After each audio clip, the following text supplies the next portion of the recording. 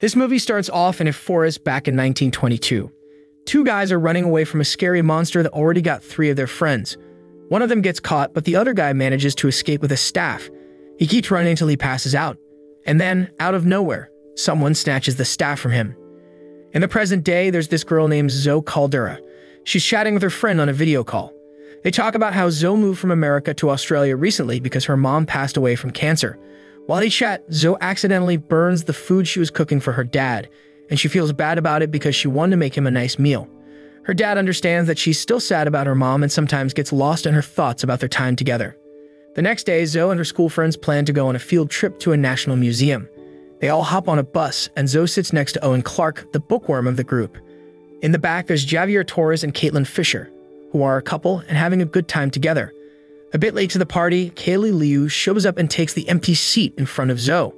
Once everyone's on the bus, they head to the museum, which isn't too far from their school. When they reach the museum, there's this archaeologist, Dr. Rawson, who welcomes all the students. She talks about this old story, the Tree of Knowledge, from ancient texts and shows them some old stuff related to it. Zoe then gets curious about a staff on display. Owen goes with her to check it out, and Kaylee, who doesn't really want to be in the museum, so she parks herself near the staff. Then Javier and Caitlin join the gang and have a little debate with Kaylee. Suddenly, the staff in the glass case falls over. Zoe picks it up, and this strange light comes from it, and weird symbols appear on their cheeks. They're all pretty confused. Dr. Rawson notices the staff is missing and asks why they took it. They try to explain, but she doesn't seem too interested and invites them to her office. In her office, Dr. Rawson explained that the staff had been discovered in an archaeological excavation in 1922, and the scientists who found it were reported to have disappeared without a trace. She also mentions there was this obsidian cube found with it, and she asks them to touch it together. Zoe's puzzled because her friends don't budge when they touch it, so she's hesitant. But then something strange happens. Zoe feels like her mom's calling from inside the cube, and that's when she decides to touch it. When Zoe touched the cube, they all got teleported to some mysterious island. In panic, they turned to Dr. Rawson and asked where they were. Rawson checked it out and then led Zoe and the gang through the forest. But at some point, they split up from her and bumped into this old man napping under a tree. This guy, Marduk, wakes up and startling Zoe and the others and asks if the witch had come with them. Hearing this question, Zoe and the others felt confused, while Marduk mentioned that he knew they did not come from that place, even referring to Zoe as a child of the earth. Marduk warns them about these wild creatures in the forest who hate outsiders, and they better be careful. At that moment, the howling of a wild beast was heard, startling them all, while Marduk informed them that the beast was known as the Beast. Without hesitation, the five of them ran away from the pursuing beast. Meanwhile, Rawson, who got left behind, appeared to be attacked by the beast until she lost consciousness. But Zoe and the others are still running from the beast, and Caitlin almost gets herself eaten by a tree. But Zoe saves her just in time. When the beast is about to attack on Zoe, she gets sucked into a tree, while Caitlin and the others who were still alive flood the scene. Back to Rawson, who had regained consciousness after hearing a commotion nearby. A bunch of elves show up and mocked her. Rawson gets all mad and tells the elves to find the 5 teenagers who got separated from her. While they chat, it was revealed that Rawson was a witch who lured Zoe and the gang to this place on purpose. She wanted them to find the head of that staff she was holding. In a weird grassy field, Zoe, who had just woken up from being unconscious, ran into Marduk again. He then informed her that she was an earth element user, with the earth symbol emanating from her arm. Because of that, Zoe can mess with nature and fix up other living things. And then Marduk also shared a story from the past about a witch who protected the Tree of Knowledge. A long time ago, their tribe got hit with a bad sickness, and the witch used her powers linked to that special tree to save everyone. However, she became insane due to the great power she received from the tree.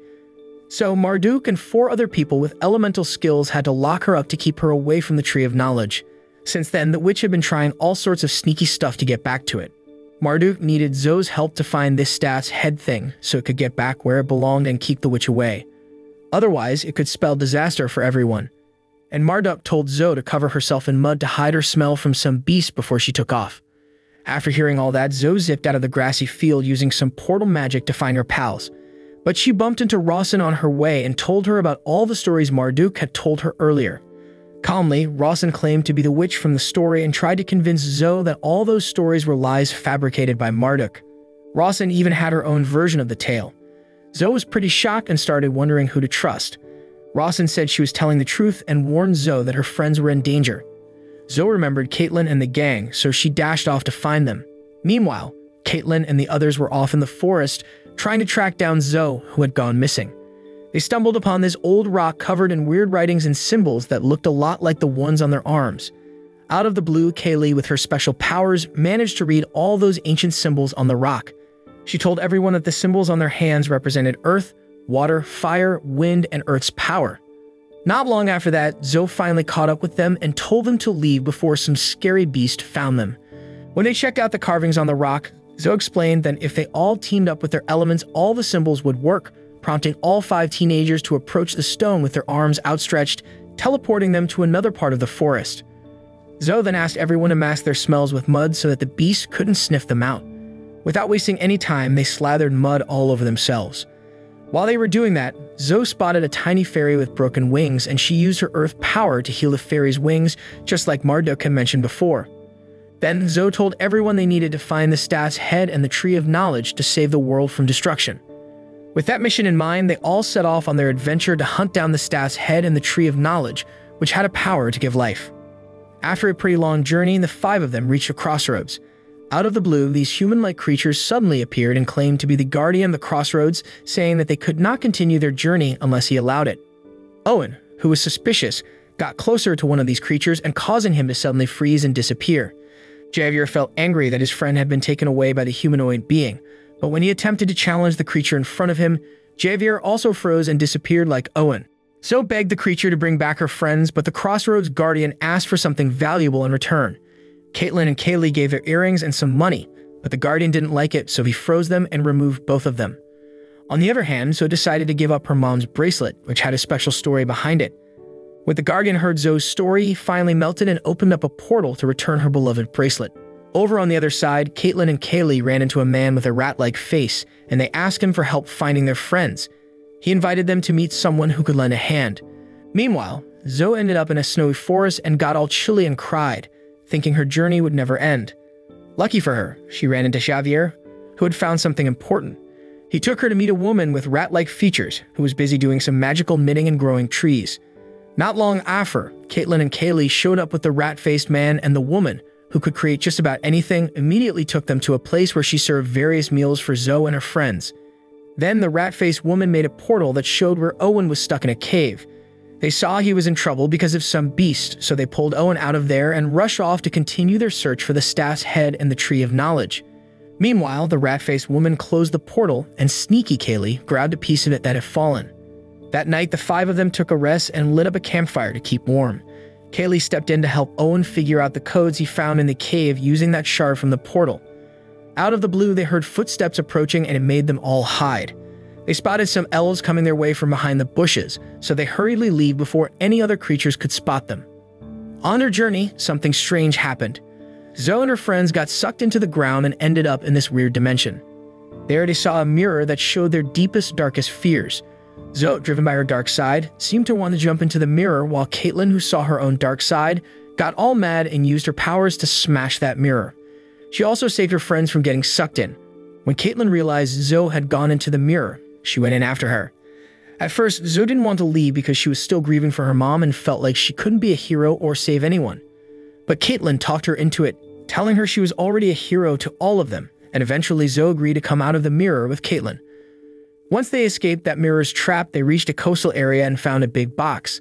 They lifted the lid, hoping to find the head of the staff they were searching for, but there was nothing inside.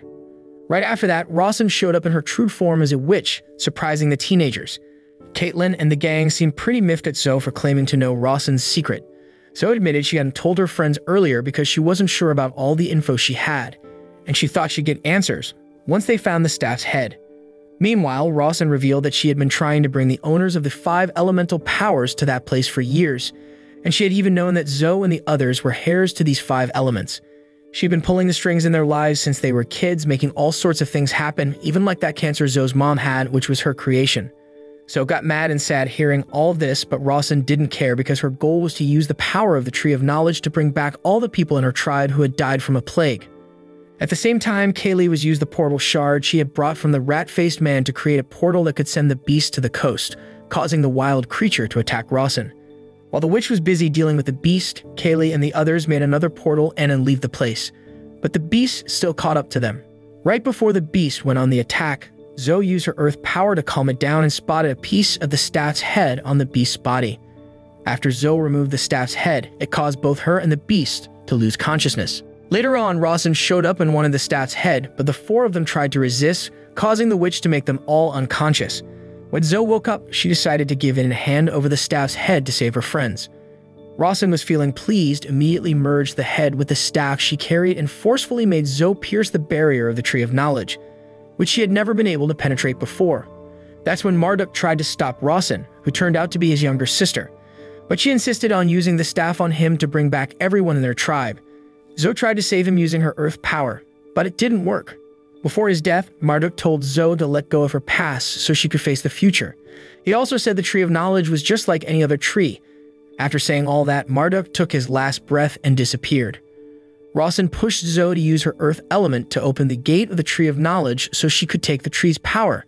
But just as Rawson managed to get inside and grab the tree's power, the tree exploded along with her. Owen and the other went over to Zoe and wondered human life would be destroyed after the Tree of Knowledge disappeared. Following Marduk's message, Zoe said the tree would keep on living and asked her friends to use their powers to grow it back. They managed to grow a tiny sprout even though Zoe passed out from exhaustion. Then they found that obsidian Q thing and used it to get back to the human world. In the end, the film showed Zoe and the others going back to school, but now they had special powers they could still use.